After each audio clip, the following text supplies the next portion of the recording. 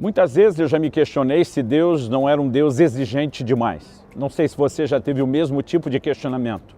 É uma pergunta honesta, que merece não apenas uma resposta sincera, mas devidamente abordada. E esse será o tema da nossa conversa hoje. Fique comigo e nos próximos minutos nós vamos ver o que a palavra de Deus diz sobre o assunto.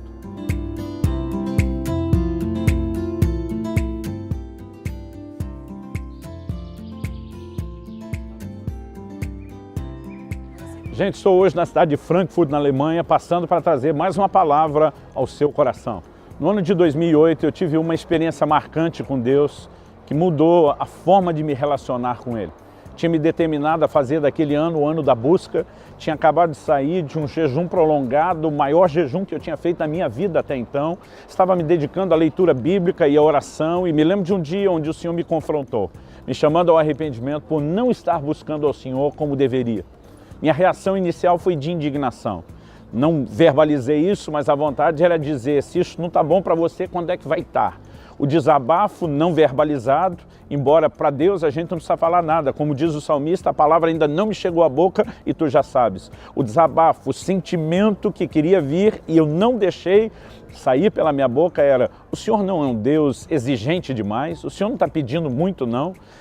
E eu comecei a refletir a respeito de determinadas ordenanças de Deus na Bíblia. Por exemplo, o maior mandamento, amá-lo de todo o coração, alma, entendimento e forças. O maior mandamento não é apenas amar a Deus, mas amar com tudo o que é em nós. Comecei a pensar no padrão da busca que Deus, por meio do profeta Jeremias, havia definido.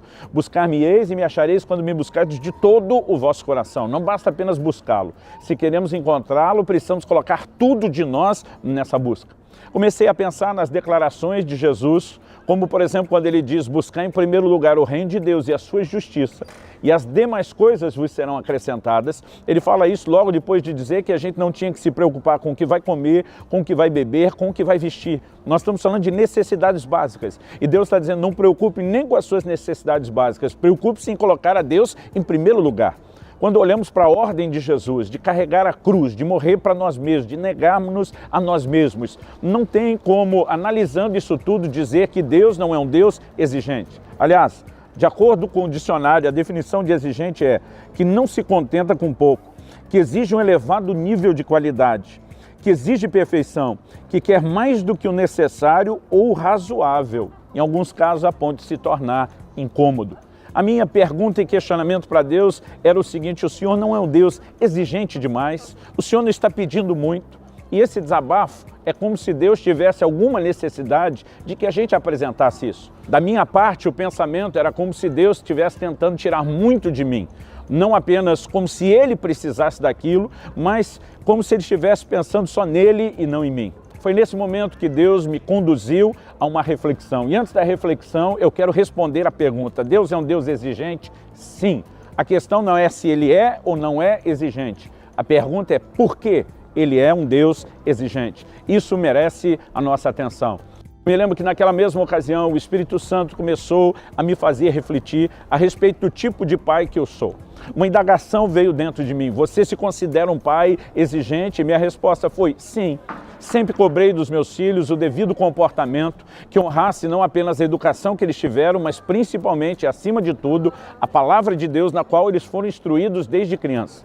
Eu comecei a pensar se era um pai exigente e concluí que sim. Por exemplo, eu exigia que meus filhos dessem mais valor à minha palavra, ao que eu ensinava a eles, do que o que um amigo de escola dissesse a eles. E de repente me veio ao coração um outro pensamento. Por que eu era esse tipo de pai exigente? Não era baseado em alguma necessidade minha.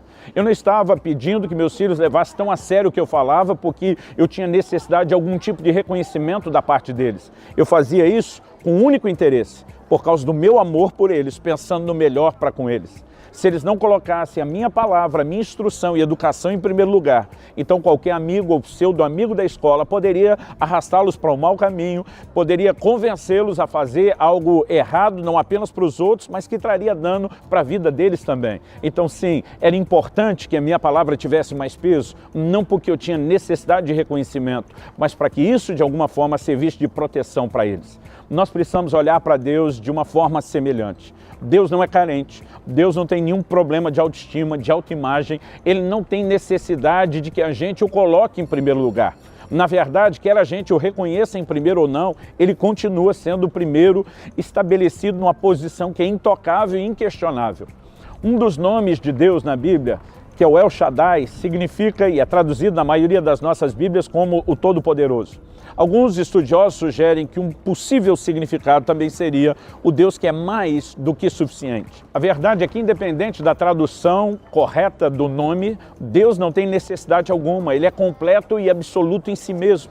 Ele é um Deus perfeito. Então ele não tem necessidade de que a gente o ame dessa forma, ele não tem necessidade de que a gente o coloque em primeiro lugar, mas ele estabeleceu isso para nos proteger das seduções que podemos encontrar nesse mundo ao longo do caminho, se não dermos a ele o primeiro lugar.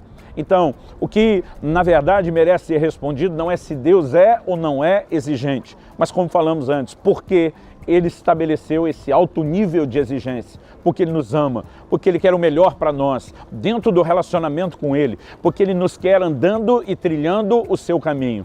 E não há uma perspectiva de vida cristã correta se isso não for levado em conta.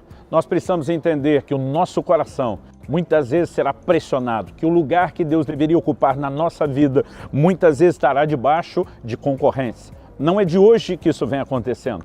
A rebelião e a queda de Satanás começam de uma tentativa de concorrer com o lugar de Deus, de assentar-se no trono de Deus.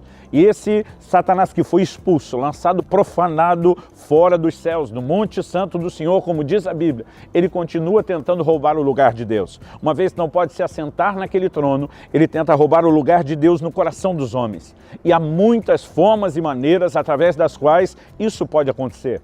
Por exemplo, em Mateus, no capítulo 6, e no versículo 24, Jesus diz: não podeis servir a dois senhores, não podeis servir a Deus e às riquezas. Ele mostra que a riqueza pode seduzir o coração do homem a ponto de se tornar um senhor, a ponto de conquistar um lugar que pertence ou deveria pertencer dentro de nós, a Deus e somente a Deus. Essa concorrência, obviamente, nos coloca em perigo. Escrevendo a Timóteo, na sua primeira epístola, no capítulo 6, nos versos 9 e 10, o apóstolo Paulo diz: mas os que querem ficar ricos caem em tentação, em armadilhas, em muitos desejos insensatos e nocivos, que levam as pessoas a se afundar na ruína e na perdição. Porque o amor ao dinheiro é a raiz de todos os males, e alguns nessa cobiça se desviaram da fé e atormentaram-se a si mesmo com muitas dores. Quando Deus exige o contentamento, não é uma exigência gratuita. Na verdade, é uma medida preventiva para proteger o nosso coração. Porque se não há contentamento, essa sedução das riquezas pode nos arrastar para uma armadilha, pode nos colocar em laço, pode comprometer inclusive a nossa própria fé. Então a pergunta: Deus é um Deus exigente, insisto repetindo a pergunta e a resposta: sim. Mas por quê? Porque nos ama, porque deseja nos levar a viver um alto padrão. Quando entendi que eu também como pai era exigente, e a minha exigência para com os meus filhos não era gratuita, mas era movido por interesse pela pessoa deles, pelo bem-estar deles, pelo amor para com eles, isso me fez de fato reconsiderar, porque muitas vezes de uma forma tão infantil estamos questionando os padrões estabelecidos por Deus. É lógico que uma criança que normalmente não entende o padrão de exigência dos pais, ela se sente sabotada, frustrada. Eu me lembro muitas vezes de olhar para aquilo que meus pais estabeleciam como padrão exigente, e a reação emocional, o comportamento é como se eles sempre quisessem cortar o nosso barato. Naquilo que eles tentavam nos proteger de um perigo, a gente nunca via o perigo, a gente via apenas o prazer, a alegria do momento, e sentíamos-nos de alguma forma sabotados pelas regras e pelas restrições que eles estabeleciam. Da mesma forma, alguns de nós demonstramos o mesmo comportamento infantil na fé, acreditando que Deus está lutando contra nós, em vez de entender que Ele está em nosso favor, em vez de dizer de boca cheia: se Deus é por nós, quem será contra nós? Alguns cristãos, na sua imaturidade, estão quase pensando: se Deus é contra nós, quem será por nós? Ele quer o seu melhor. Ele diz: eu é que sei os planos que tenho acerca de vós, são planos de bem e não de mal, para vos dar um futuro e uma esperança, inclusive quando Ele é exigente. Entender a exigência de Deus como expressão do seu amor é algo fundamental para a nossa relação se tornar cada vez mais sadia para com Ele. Na verdade, precisamos ter o tipo de fé que trata Deus como alguém que está acima de qualquer suspeita. A fé se apoia no caráter de Deus. O apóstolo Paulo, ele declara, pois eu sei em quem eu tenho crido. Ele não diz no que eu estou crendo. Ele não fala da fé como uma coisa abstrata ou depositada simplesmente no objeto. Ele fala da fé se apoiando numa pessoa acima de qualquer suspeita, numa pessoa de um caráter inquestionável. Mesmo quando as circunstâncias dizem o contrário. Por exemplo, a mulher de Jó vira para ele e diz, amaldiçoa seu Deus e morre.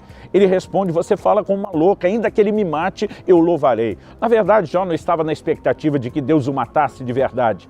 A fé o leva a dizer, eu sei que o meu Redentor vive e que ele há de se levantar sobre a terra. Mas naquele momento ele estava dizendo para ela, ainda que pareça que Deus esteja contrário, eu vou louvá-lo, porque no fundo ele nunca está contra. Ele é fiel, mesmo quando nós não somos. E o Senhor nos dê graça de não apenas entender, mas atender ao seu alto padrão de exigência.